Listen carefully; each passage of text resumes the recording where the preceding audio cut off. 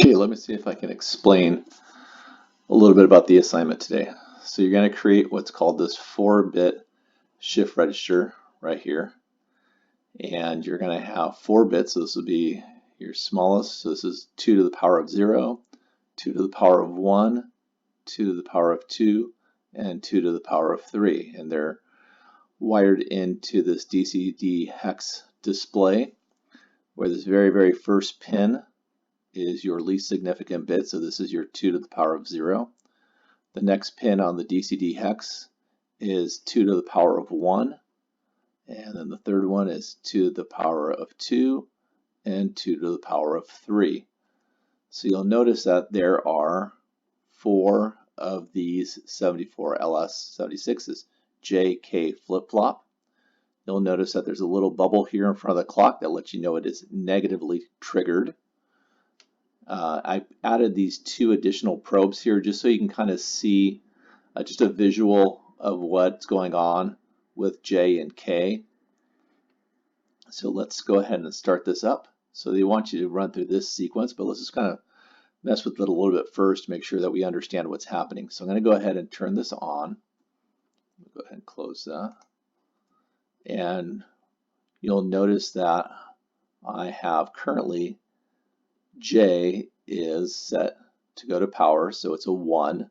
I have the value coming through an inverter, so these are always going to be opposites here. The way this is currently set up, it comes from the same source, but this one comes through an inverter, so whenever J is 1, K will be 0, and whenever J is 0, K will be 1.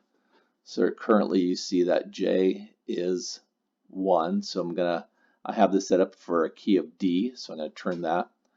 So now we have J is 0 and K is 1. Now you'll know from your truth table that when J is 0 and we have a negative or a falling edge clock, so I'm going to hit my space bar because that's what I've set up is activating.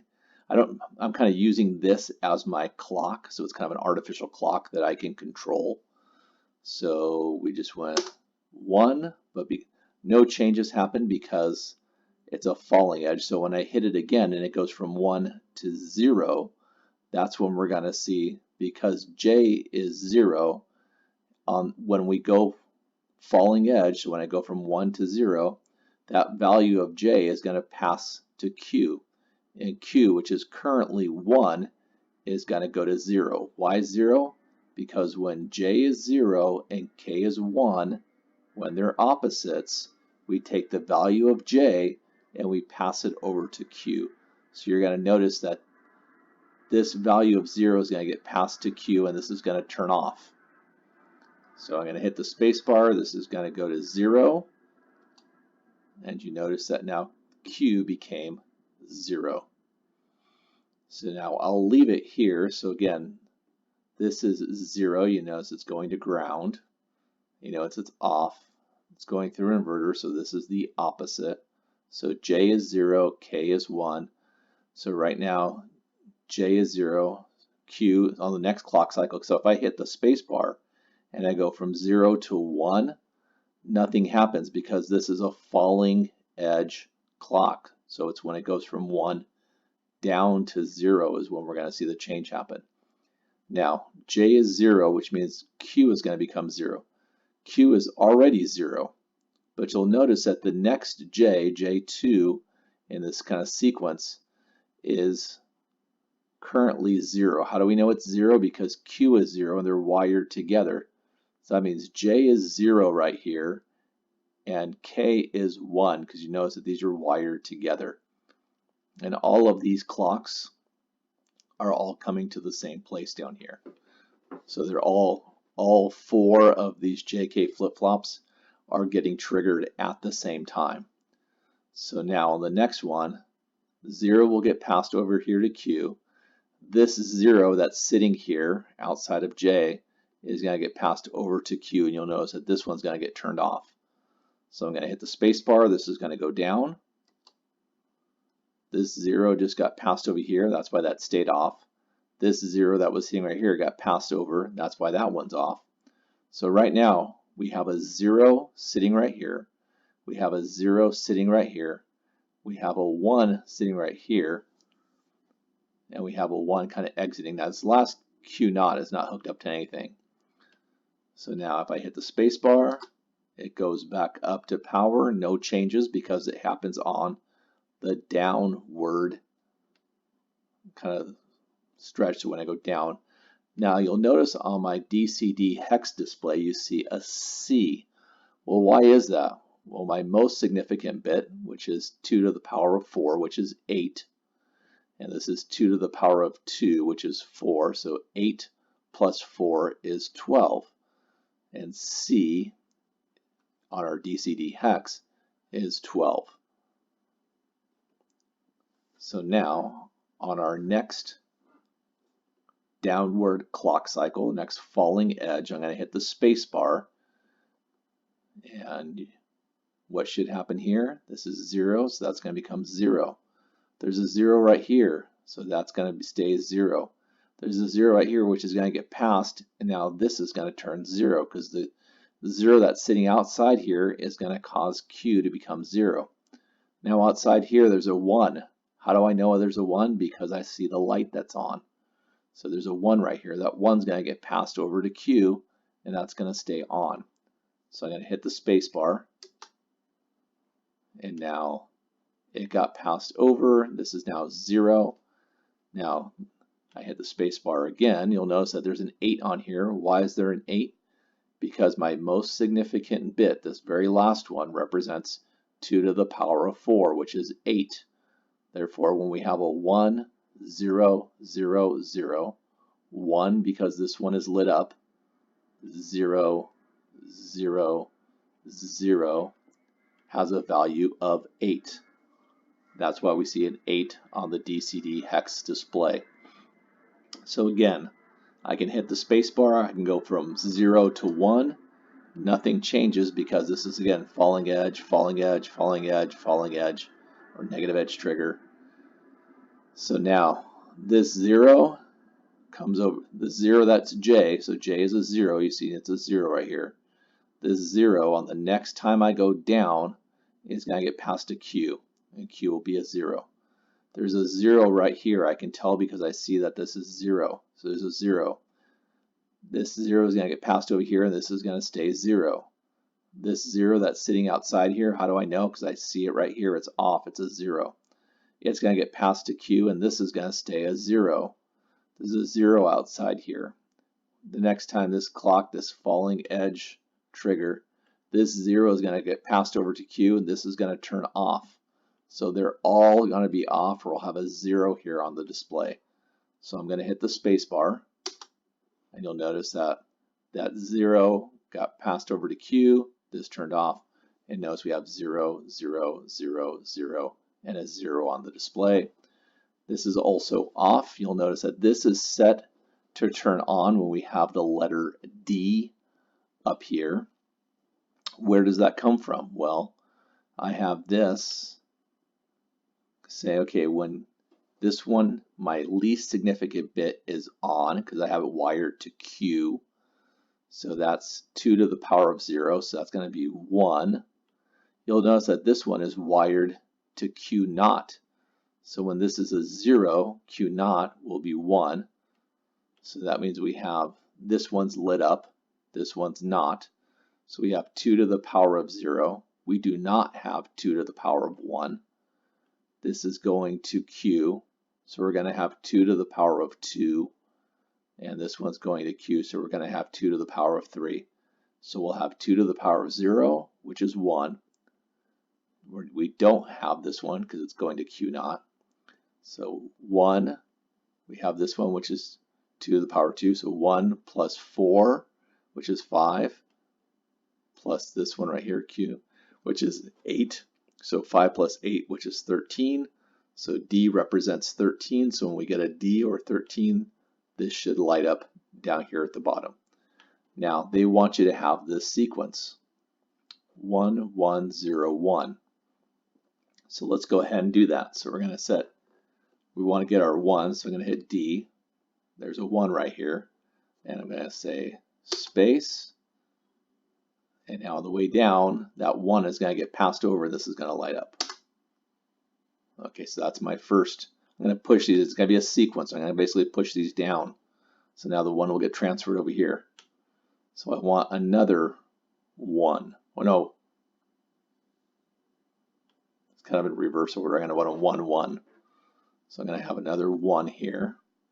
So I'm going to leave that at 1. So this 1 is going to get passed over to Q. That's going to stay a 1. This 1 is going to get passed over to Q. This one's going to get turned on.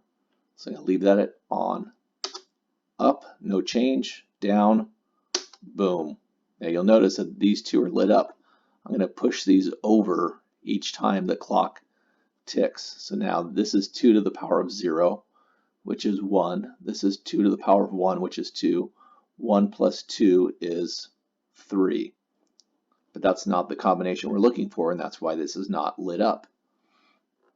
So again, I'm going to hit the space bar, no change because we're on our way up. Now this time we want a 0, so I'm going to hit the D key. Now J is 0, so on the next time I go down, that 0 is going to pass over to Q. This will become 0. This 1 passes to Q. That one stays on. This 1 gets passed over to Q. That one's going to turn on. So we'll have 0, 1, 1. So again, there's my 0. I hit down, hit the space bar, so we go falling edge.